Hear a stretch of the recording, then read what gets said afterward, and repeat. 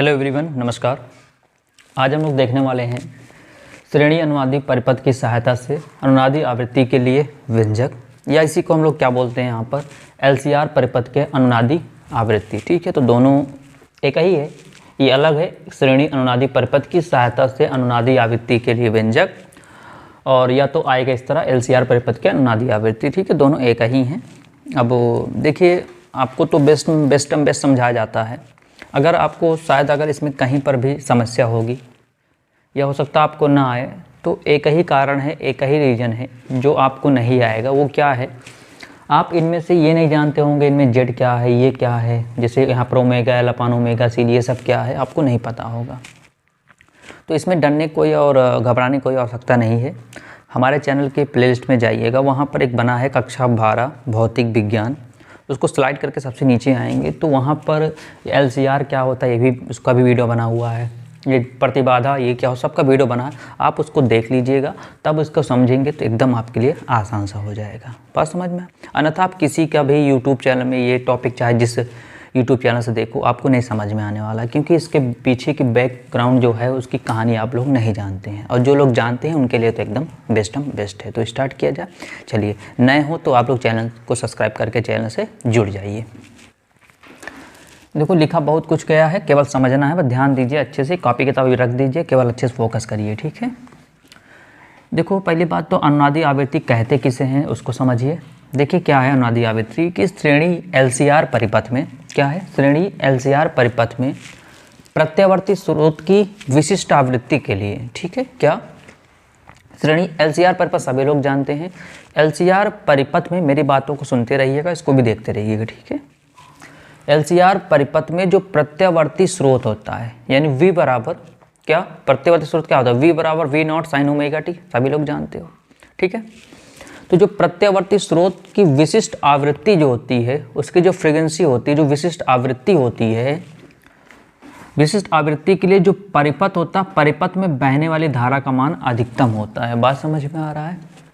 मान लो एक क्या है आपका, एक सर्किट है किसका, LCR का, LCR परिपथ है।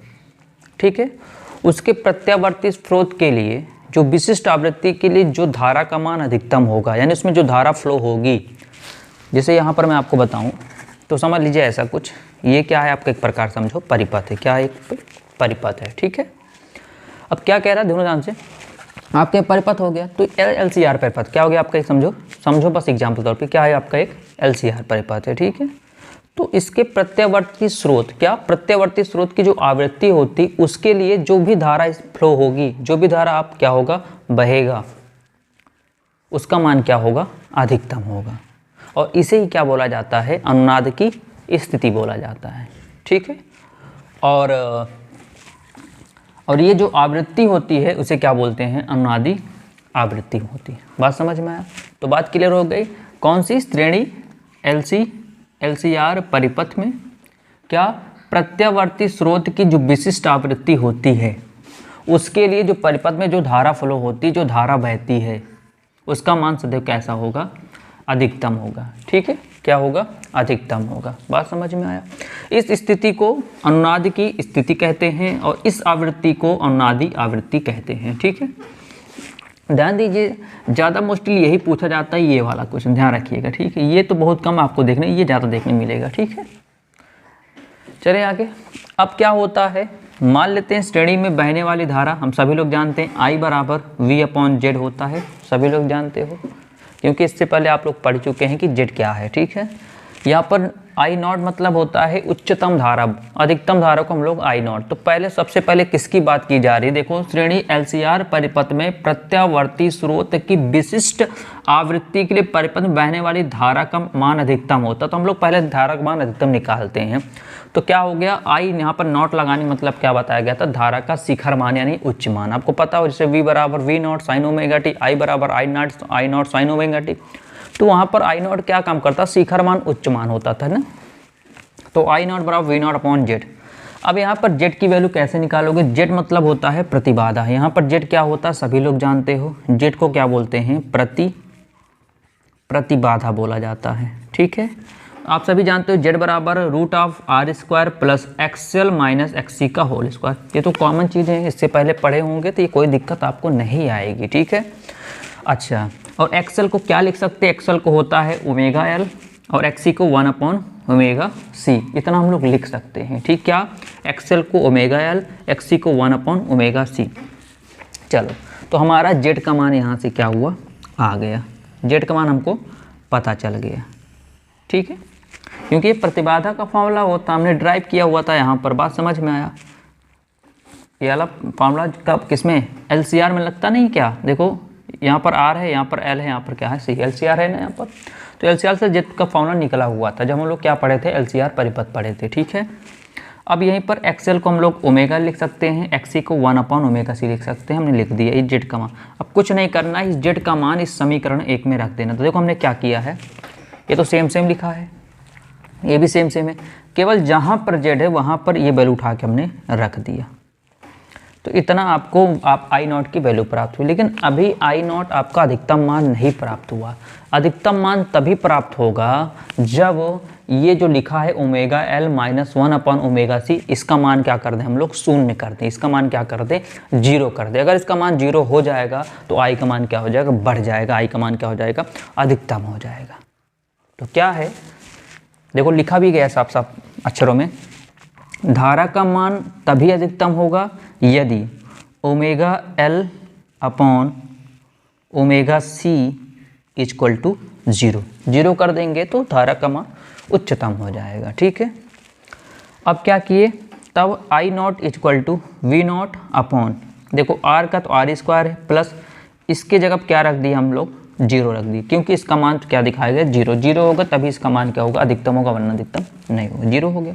तो बचा कितना, आई नॉट बराबर वी नॉट, देखो यहाँ कितना बचा, यहाँ पर देखो अंडर रूट आर स्क्वायर है, तो ये स्क्वायर अंडर रूट तो काट देगा, तो बचेगा कितना, आर बचेगा। यही क्या प्राप्त होगा, धारा का अधिकतम मान, क्या प्राप्त होगा, धारा का अधिकतम मान प्राप्त होगा, ठीक है। अब क्या होता है, अब होता क्या है, अनुनादी आवृत्ति के लिए क्या होता है, अनुनादी भाई देखो यहाँ पर आवृत्ति तो निकालनी पड़ी, देखो धारा का मान निकल गया, यहाँ पर किसकी बात कर, आवृत्ति भी निकालनी पड़ी, तब जाकर व्यंजक प्राप्त होगा, ठीक है, बात समझ में। क्योंकि लिखा क्या, देखो श्रेणी अनुनादी परिपथ की सहायता से अनुनादी आवृत्ति के लिए व्यंजक, तो अनुनादी आवृत्ति भी तो निकालना पड़ेगा। संबंध मतलब क्या होता है, जैसे मैं कह दूँ एक्स और वाई के बीच संबंध दिखाओ, तो एक्स वाई क्या है, कोई वेरिएबल्स है, आप चाहे x प्लस वाई लिख दो, चाहे x माइनस वाई लिख दो, चाहे x इंटू वाई लिख दो, चाहे x अपॉन वाई लिख दो, तो इनको बोलते हैं क्या, संबंध बोलते हैं। बात समझ में आया, तो ये होता है क्या, संबंध होता है। चलो ठीक है, तो ऐसे ही जो वहाँ पर लैंग्वेज दी रहती है ऊपर स्टार्टिंग में, वहाँ पर देखो क्या क्या चीज़ पूछ रहा है, उसके अकॉर्डिंग हम लोग क्या करते हैं, संबंध को प्रूव करते हैं। पहले क्या क्या, श्रेणी अनुनादी परिपथ की, तो हमने क्या जाना, अनुनादी परिपथ यानी क्या, एलसीआर परिपथ के लिए अनुनादी आवृत्ति हमने निकाला यहाँ से। अनुनादी आवृत्ति ही क्या है, श्रेणी अनुनादी परिपथ की सहायता से अनुनादी आवृत्ति हम ऐसे नहीं लगाएंगे, ठीक है। चाहे ये क्वेश्चन है चाहे वो क्वेश्चन है, आपको लगाना ऐसे ही है। बात समझ में आया। अब चलिए यहाँ पर क्या होता है, अनुनादी आवृत्ति के लिए क्या होता है, प्रेरकीय जो प्रतिघात का मान होता है संधारितीय प्रतिघात के मान के बराबर होता है, ध्यान रखना। इसके लिए आवृत्ति के लिए क्या होता है, जो प्रेरकीय प्रतिघात का जो मान होता है वो संधारितीय प्रतिघात के मान के क्या होता है, बराबर होता है। यानी क्या, यानी ये क्या, ओमेगा एल क्या है, प्रेरकीय प्रतिघात है, ओमेगा सी क्या है, 1/ओमेगा सी क्या है, संधारितीय प्रतिघात होता है, ठीक है। ये दोनों क्या होने चाहिए, आपस में बराबर। चलो ठीक है, अब करते क्या है, ये जो ओमेगा दिख रहा है ना, इसको इनके साथ भेज देंगे, तो यहाँ पर एक ओमेगा पहले से, ये इनके साथ जाएगा तो ओमेगा स्क्वायर बन जाएगा। ये L इंटू में इधर आएगा तो क्या, डिवाइड में क्या हो जाएगा, LC। चलो ठीक है, ये स्क्वायर जब इधर जाता क्या बन जाएगा, अंडर रूट, तो 1/√LC हो गया। चलो ठीक है, और हम सभी लोग जानते हैं, क्या जानते हैं यहाँ पर, कि ये जो निकला हुआ है इसको बोलते हैं कोणीय आवृत्ति। क्या बोलते हैं, कोणीय। ओमेगा क्या था, कोणीय आवृत्ति थी, सभी लोग जानते हो। अच्छा, और हम लोग जानते हैं ओमेगा होता क्या है, 2 पाई न्यू होता है। इतना जानते हो कि क्या होता है, ओमेगा बराबर 2 पाई न्यू होता है। तो करें क्या, इस ओमेगा का मान ये निकला है, हमने उठा के ये रख दिया, आगे ये निकला है। और न्यू क्या है, न्यू तो हमारी क्या, न्यू को क्या बोलते हैं, आवृत्ति तो बोलते हैं। न्यू क्या हमारी आवृत्ति है, न्यू क्या है यहाँ पर हमारी अनुनादी आवृत्ति है। क्या है, अनुनादी आवृत्ति को हम लोग किस में करते हैं, न्यू से, क्या, न्यू से। तो क्या होता है, जान लो कभी भी जो ओमेगा होता है वो 2 पाई न्यू होता है। अगर आप नॉट लगाना चाहते हो यहाँ पर नॉट लगा सकते हो ऐसे, ठीक है, कोई दिक्कत नहीं। अब इसी को निकालना है तो किए क्या, देखो ध्यान से, आपको पता क्या है, ओमेगा बराबर कितना है, 1/√LC। और हम सभी लोग जानते हैं ओमेगा बराबर कितना होता है, बोलो, होता है 2 पाई न्यू। अब देखो इसका बाएं पक्ष इसका बाएं में बराबर है, तो यहाँ से ये दोनों बाएं पक्ष क्या हो जाएगा, गायब हो जाएगा, और ये दोनों आपस में क्या हो जाएगा, बराबर। दाएं पक्ष लिखा गया है, देखो यहाँ से यहाँ से ये दोनों आपस में कट गया, तो ये वाला इनके बराबर आ गया। अब न्यू नॉट को निकाल लिया, ये 2 पाई गुणम कहाँ आ गया, भाग में आ गया, सब कुछ वैसे था। यही हमारा क्या है, अनुनादी आवृत्ति के लिए व्यंजक। ये क्या हमारा लिख देना है, यही क्या है, यही अनुनादी आवृत्ति के लिए क्या है, लिए व्यंजक है।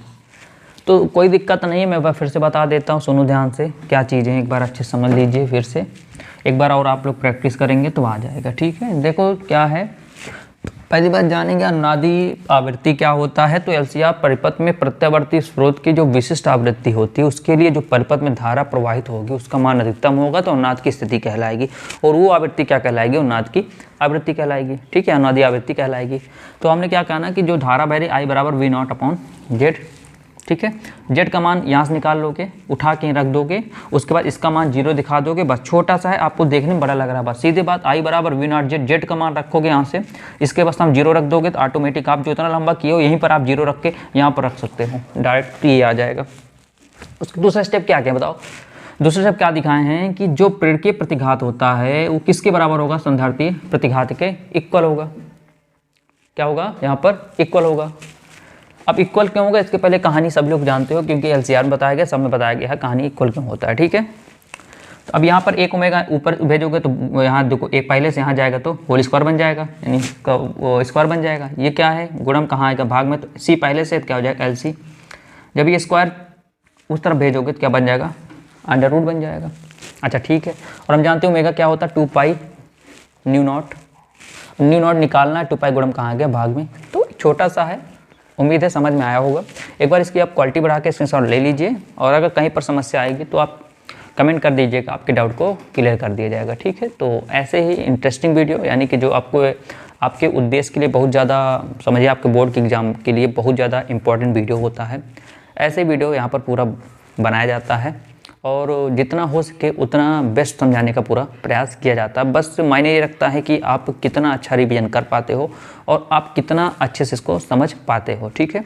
आपको किसी भी टॉपिक में इस चैप्टर संबंधित कहीं प्रॉब्लम आएगी तो वीडियो सभी बने हैं, आप जाके वहाँ से पहले जाके वहाँ पे देखिए ओमेगा एल क्या है, ओमेगा सी क्या, 1/ओमेगा सी क्या है, जेड क्या है, ये V0/Z कैसे आ गया, ये सब आप देख लोगे तब समझोगे, समझो कुछ भी नहीं है, ठीक है।